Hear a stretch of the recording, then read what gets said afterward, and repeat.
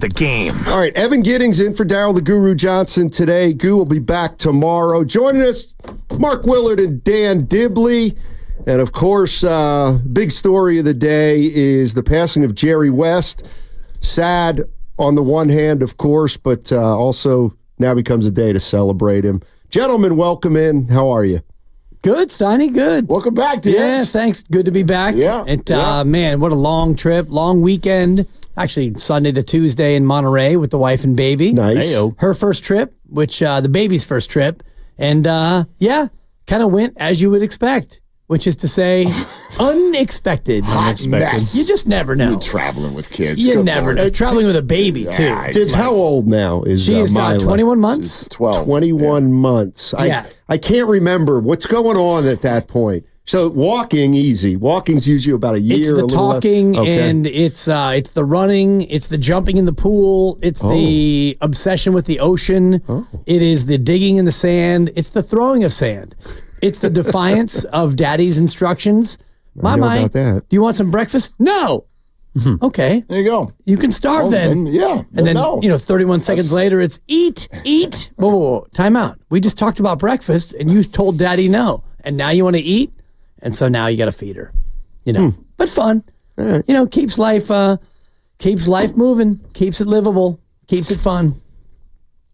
So does golf. Yes. I mean, whatever. Having a baby at my age, and you know how old I am, 55. Yeah, sure. It both keeps you young and makes you feel old at the same time. One of my entry points to Jerry West was actually golf, not basketball. Well, Jerry and I once played Riviera, right? Totally. But yes, exactly right. I never here. played with Jerry. No, but Jerry was. I don't know what the name that they called it, like the commemorative captain of that event at Riviera, that PGA Tour stop at Riviera that would come to L.A. Every single year. Jerry was very involved in it. He would actually host the pre-tournament press conference with everyone. He'd be out there all the time. I'm sure you know this, Steiny, was an unbelievable player. Yeah. Was an unbelievable golfer.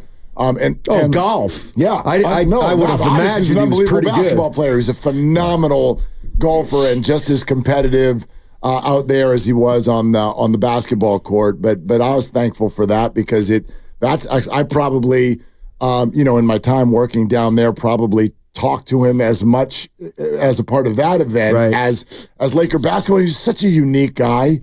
Jerry is one of these. I mean, you guys have done a phenomenal job covering it in the Bob Myers conversation, which I know we're going to use a ton of. Just was a riveting conversation. But you almost walked away from him in awe and sympathetic at the same time. He's not someone of all the big-time athletes we get to meet and talk to, he might have been the one who was the least comfortable in his own skin at times. He certainly did not love how much attention he got. Right. He hated that. And he didn't love being the logo.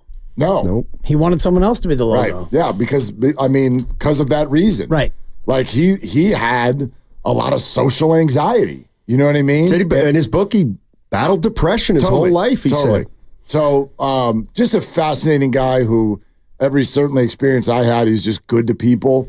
He's good to people around him and probably one of the most under-discussed names when it comes to the Warrior dynasty. I don't disagree with that. Real quick, just on the golf thing, I want to say, Dibs, he was always a part of the PGA tournament at Greenbrier, which is in West Virginia, where he was born. He was a big part of that, I'm pretty sure. Makes sense. And his West Virginia upbringing is so fascinating in and of itself, just as a boy, and what he had to do just to even be able to shoot hoops and to become the high school legend that he was and go on to be a college great player. And then, like you said, Steiny, earlier, 9 trips to the finals and 1 title. And I thought it was interesting the way you put that earlier about what we would think about that player now. Even think about Jim Kelly. Right. And, he went 0 for 4, and Marv Levy, they went 4 times in a row and they lost all 4. And what we think about those players, think about an NBA player who today went to 9 straight and only got 1.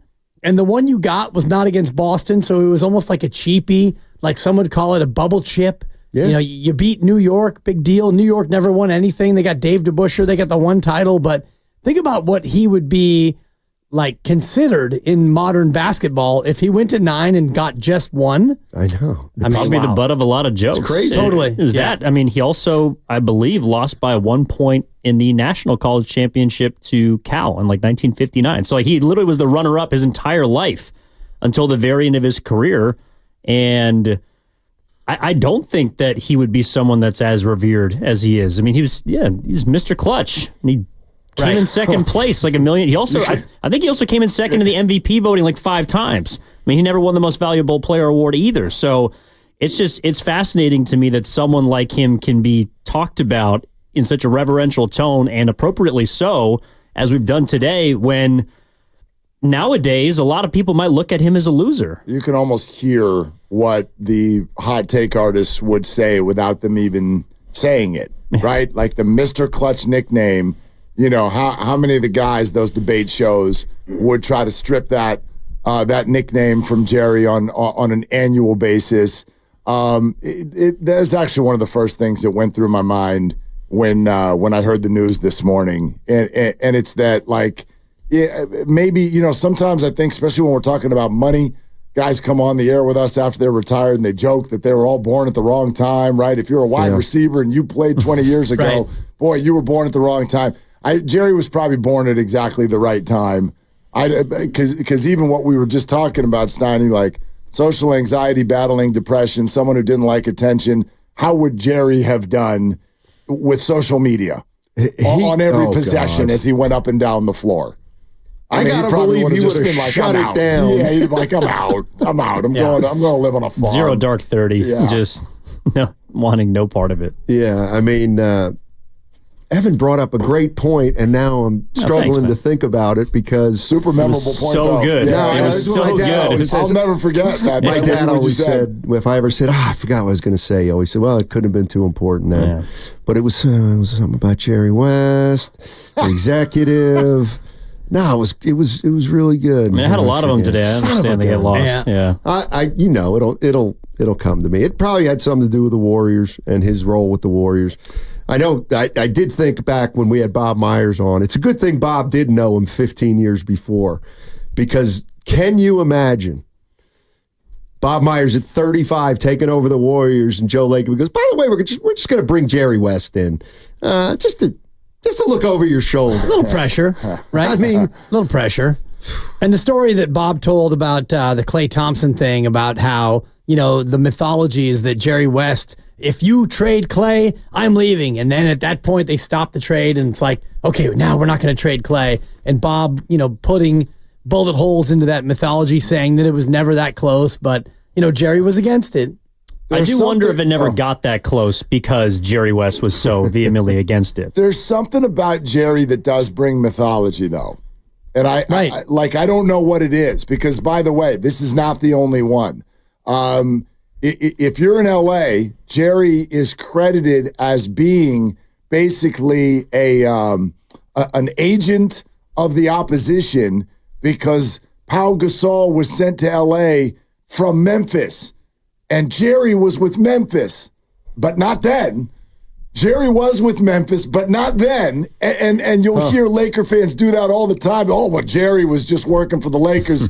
He sent Pau Gasol to the Lakers to reestablish a dynasty there. So it's like, again, I'm not trying to strip credit from the guy. The guy's fingerprints are all over everything in the NBA always.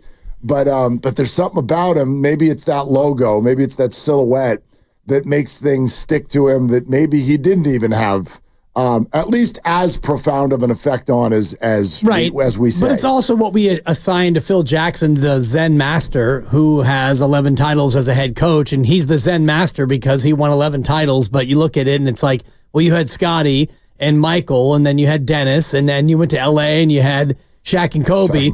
So Pau. Exactly. Yeah. So yes, you were the Zen Master because you won with unbelievably great players, but he maybe gets more credit than otherwise you would assign to somebody who grinded it out. You know what Phil was not the master of? Jerry West. Oh, wow. In fact, he is maybe the unsung MVP for why Jerry West was with the Warriors at one point, because those two did not get along Wow. at all. Yeah, when you brought that up, They do then not, yeah. I remembered there was some acrimony there. Yeah. I don't know any of the specifics, but I just remembered that point I was thinking about that actually wasn't Evan, it was mine. That's why. I'm kidding. But You hate to see it. Not, like Jerry West never begrudged the young generation their money, their fame, their popularity. Like he never ran down this generation. Now he would stick up for his generation, but you would never hear him talk bad about, oh, Steph Curry couldn't play in my day or whatever. Totally. Whatever the negativity, he didn't do that. I remember a statement he made one time about Draymond Green. And you'd think Jerry West, right? West Virginia, aw shucks, social anxiety, doesn't want attention. You'd think that Draymond Green would be the anti-Jerry West. Jerry loved Draymond Green. And I remember, and I don't know all their personal relationship, but he had his back in terms of being a basketball player. And I remember when the Warriors were just, their rise was starting and people were trying to quantify Draymond Green. Like, who is this guy? Like, he doesn't do it statistically, but what does he do? And there was kind of a debate about the importance of Draymond Green, and I'll never forget Jerry West publicly going, if Draymond Green is not a top 15 player in the NBA, then I don't know what is. And from that point forward, things changed a little bit with regard to the narrative around Draymond Green. I thought that was kind of step one for a lot of people to accept Draymond as as influential as he was on the court. You're listening to 95.7 The Game, KGMZ FM and HD1 San Francisco. Always live on the free Odyssey app, Twitch and YouTube, powered by First NorCal Credit Union. He was E.F. Hutton, essentially. Yeah. When Jerry West talked, people listened. And you're right. If Jerry West said, like, there's certain guys that can just say, that guy can play. And you know what? That guy can't play. And it's gospel. And Jerry West is one of them. He just is. I mean, his fingerprints were all over the Lakers getting Kobe. Yeah. Which people don't remember. That was not the idea of somebody not going to college. That was risky. And what was it, the 13th or 14th pick? 13th. The 13th. And they 13th traded pick, Vlade Divac, and they were able to grab Kobe, and a lot of people in that organization credit Jerry's scouting with why they pulled that move. Well, to your point about mythology, like his workout is this mythological tale of Jerry West looking at Kobe Bryant, working him out for a couple minutes and 7 minutes. saying, No, I don't know. saying you're good. Well, maybe it was 8 because that was his first number. He said, in his 8 minutes, just go ahead and get out of here. Like, we know that you're going to be the guy. Don't you guys think there are guys who maybe, look, I mean, scouting is always going to be an inexact science, but like there are guys that see things that I think Exactly. that we're not looking at. We don't know what to look at. Like if you ever seen what was the Michael Jordan movie, the Last Dance. Yeah, no, the Air Jordan movie, the one about Sonny Vaccaro and the whole story of the Air Jordans and Air, just called Air. Yeah. Thank you. I don't know how that one escaped me, but anyway, yes, that movie. If and again, it's just a movie. Maybe there's something theatrical here, but the reason Sonny Vaccaro was so sold on like, this is the guy. This is the next big thing in the NBA. That movie starts with that scene of him watching tape of Michael Jordan, and he notices something nobody else. And it was a matter of like footwork, and then also like, well, the look on his face in certain situations and how he's going to accept certain high pressure situations. And so I do think Jerry was one of those guys. I think he could see beyond the obvious when it came to certain players. And I think that's rare for people of his ability to be able to do. Like a lot of people that are great players are often not great talent evaluators, or they think that because they can do something that someone else should be able to. And so that is also where he separates himself. I think also because of how hard he was on himself.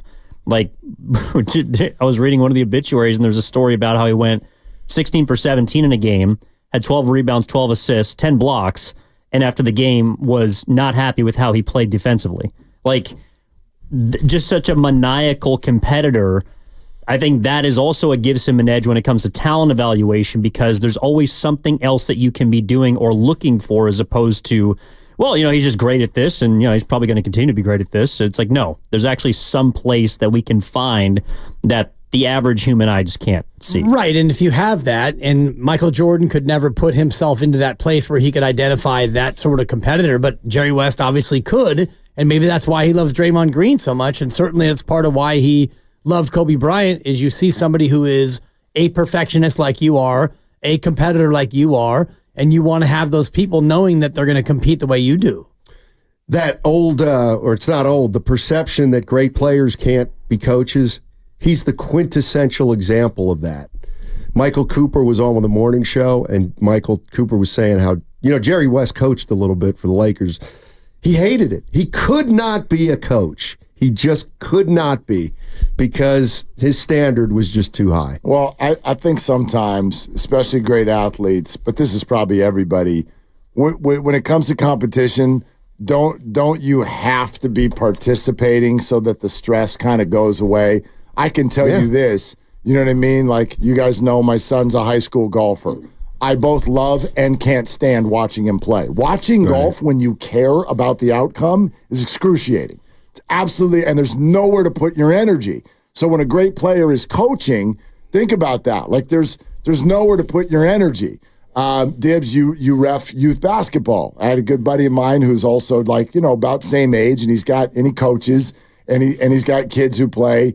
And the baseball playoffs were a week or two ago, and he was commenting about when that Little League season ends, when the trip through the playoffs falls short, it takes the kids somewhere between 0 and 4 minutes to get over it and start thinking about pizza. Are there donuts? And the adults are stuck for days. Weeks. Dude, I lost. Years. I coached high school volleyball, right? 2001, North Coast section final at Dublin. And my son, who's now 23, tomorrow he turns 23, he was on the inside.